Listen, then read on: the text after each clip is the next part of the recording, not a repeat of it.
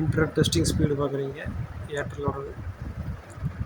இந்த connectivity speed பார்த்தீங்கன்னா கிராஜுவலாக டிக்ரீஸ் ஆகிட்டே வரும். ஈவினிங்கான இன்டர்நெட் கனெக்ட் ஆகிறதே கிடையாது. டவரில் பக்கத்தில் பார்த்தீங்கன்னா 200 Mbps கட்டுறதால ஃபிசிக்கலாக 0.8 Mbps தான் இருக்குது.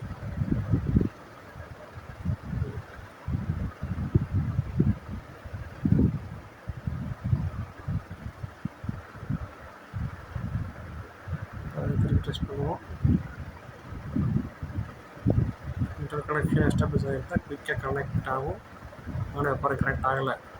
ஈவினிங் 6 o'clock மேலே மொபைல் இன்டர்நெட் கனெக்டிவிட்டியை ஸ்லோ பண்ணுறாங்க. அப்போ தான் ஹோம் வைஃபை OFC ஹோம் வைஃபையை புஷ் பண்ணுறாங்க. மொபைல் இன்டர்நெட்டுக்கு நம்ம மந்த்லி 250 ஸ்பெண்ட் பண்ணுறோம்.